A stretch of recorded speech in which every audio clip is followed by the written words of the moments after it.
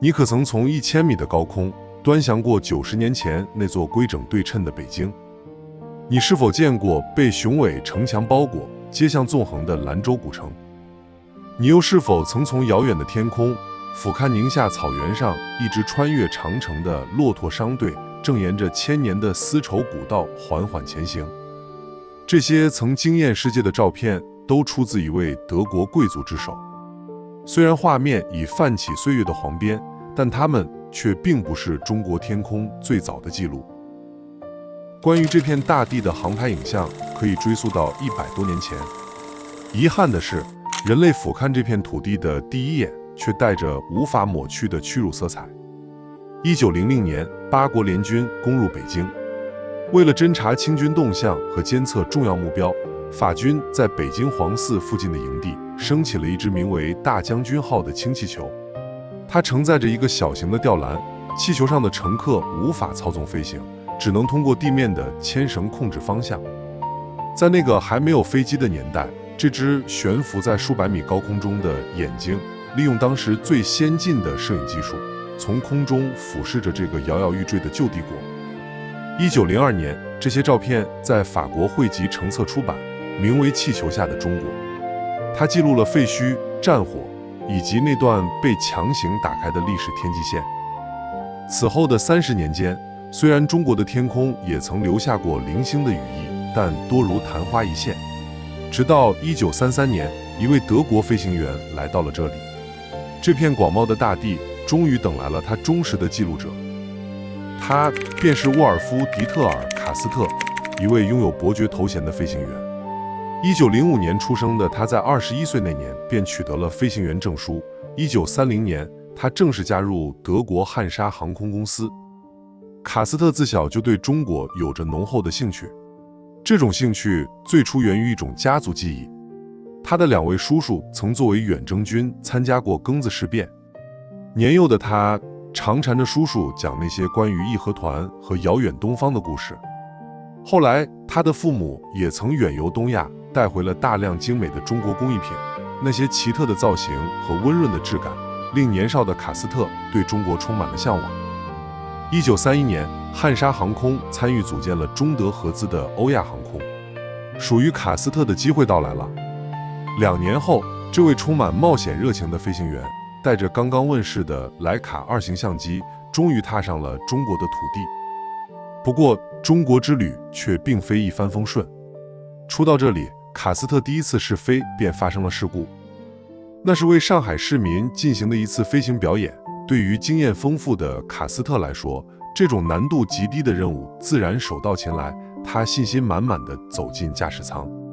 却不想由于当时上海的机场条件差，跑道短，在降落的时候，飞机起落架不慎折断，螺旋桨也被撞击产生了弯折。这次不太成功的首秀，让声名赫赫的卡斯特一时间成了朋友和同行间的笑谈。挑战远不止于此。30年代的中国航空业处于起步阶段，基础设施简陋，偏偏这又是一个幅员辽阔的土地，距离远，航线长，既缺乏实时气象监测，也没有高质量的飞行地图。那些有限的地图资料里，常常只标注了大山大河的位置，在飞行过程中只能作为参考。那时中国地面电台也极少，且经常因局势动荡关闭。他在后来的书中提到，那时长城和黄河是他在中国飞行最重要的导航地标。连绵不断的高山也让卡斯特吃足了苦头，险情层出不穷，最后常因燃料告罄而紧急迫降。他告诉自己，从那时起，我需要时刻保持谨慎，我懂得鲁莽必将一事无成。即便再小心，客观的现实也让人束手无策。很多时候，他不得不屡屡迫降在北方乡村的旷野上，南方水田的沼泽地里。让卡斯特印象最深的是那次在成都的经历。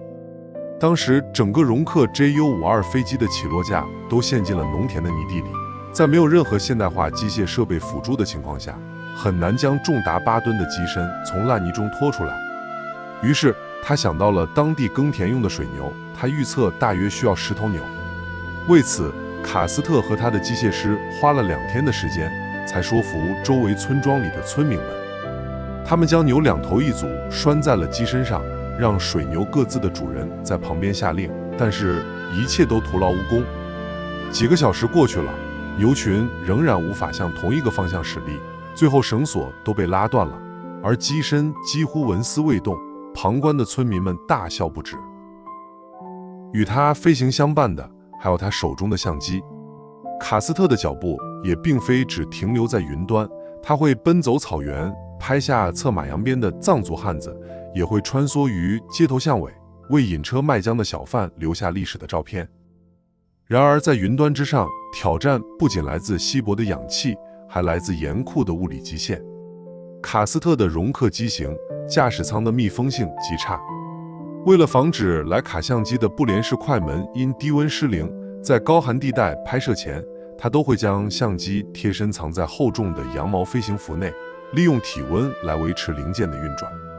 每当掠过那些标志性的地标，他只有极短的时间拉开衣襟，取出对焦，按下快门，随后又迅速收回怀中。正是依靠着许多这样的笨办法，卡斯特才完整地记录下这片土地上丰富的表情。从南到北，从江南水乡到塞外平原，从摩登都市到人迹罕至的高山，从水天一线的钱塘江潮到横跨黄河的古老羊皮筏子，从热闹规整的城市屋檐到残存在荒野被遗弃的村落故居，我们能看见这幅广袤图景中截然不同的样貌，也能看见生息于其间的人们生存和发展、流散与消亡的痕迹。从1933到1936年，卡斯特在中国的飞行里程超过了10万公里。他不仅参与开辟了沪新等航线，更在没有加压舱和氧气瓶的简陋驾驶舱里，凭借过人的胆识与意志，数次闯入被视为飞行禁区的秦岭褶皱，掠过西北荒原上一座座冰封的雪山边缘。